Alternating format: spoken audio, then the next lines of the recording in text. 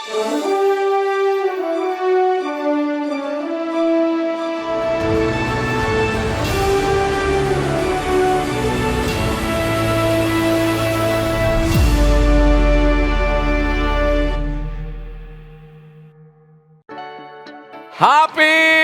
Family Day sa ating lahat!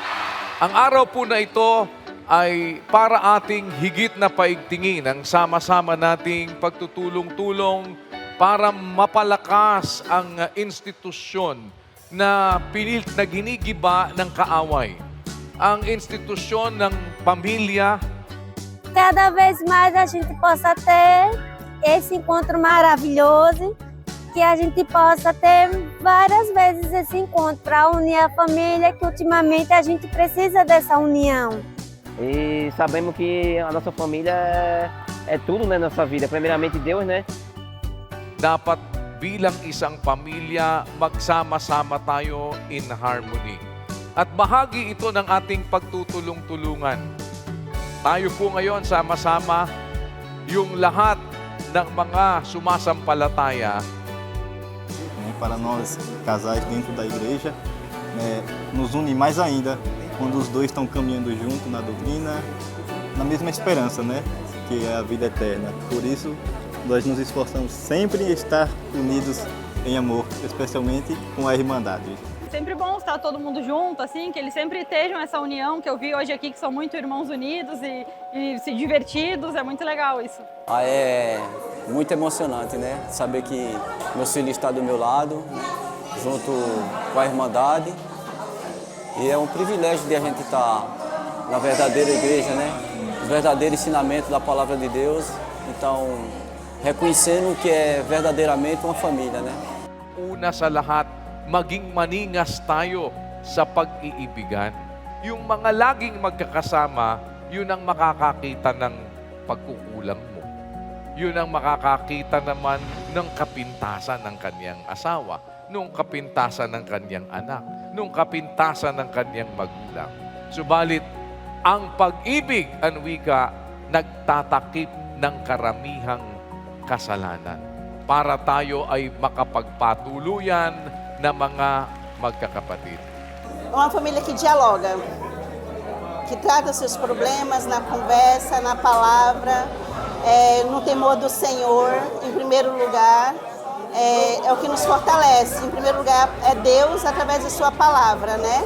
Quando eu chego do trabalho, especialmente, às vezes cansado do dia a dia, o estresse, né?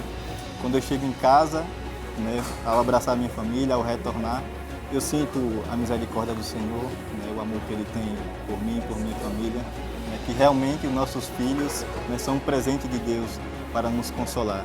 Ito po ay detoxification day ng ating pamilya, mga kapatid.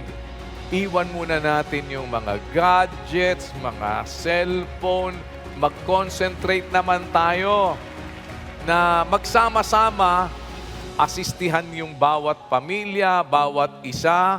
Pag nasa event ka na, hindi mo maalala na hindi mo na pala kailangan ng cellphone hanggang sa halos matapos na yung event.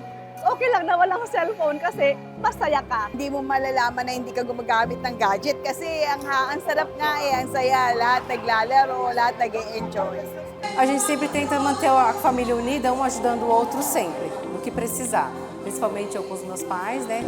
E eu dando muito amor e carinho. Nós, como jovens, a gente deveria passar mais tempo com as nossas famílias, com os nossos pais principalmente, porque não é sempre que eles vão estar junto com a gente, né? Mga lalaki, ibigin ninyo ang inyong asawa gaya naman ni Kristo na umibig sa iglesia at ibinigay ang kanyang sarili dahil sa kanya. Yung lahat ng mga babae, para bang muli naman nating ipadarama sa ating mga asawa yung pagmamahal na noong una ay ating ibinigay na sa kanila. I-revive natin at paitingin natin batay sa aral ng Diyos. Tignan ninyo, sabi ni Pedro, una sa lahat, maging maningas kayo sa pag-iibigan, sapagkat ang pag-ibig ay nagtatakip ng karamihang kasalanan. tulong-tulong tayo, tulungan din natin yung ating mga kapatid na lalaki maipadama sa kanilang mga asawa ang kanilang pagmamahal. Yung mga kapatid na babae, maipadama sa kanilang asawa ang kanilang pagmamahal. Achei muito interessante que a maneira como eles ministram aqui, sem fugir da retórica bíblica, a gente percebe, sente que está causando efeito na ministração, né? Surte efeito assim, espiritual, a gente sente, a gente percebe. Me senti muito satisfeito. E gostei muito da primeira vez que eu venho, eu achei muito interessante. Ating paigtingin yung ating pag-iibigan sa pamilya para huwag tayong masira ng kaaway. Pag nasira ang isang pamilya, naghiwalay ang mag-asawa, apektado ang kanilang mga anak. Subalit yung mag-asawa na nagsasama sa kapayapaan, yung mag-asawa na nagsasama sa pagtatapat, mapalad ang kanilang mga anak na susunod sa kanila.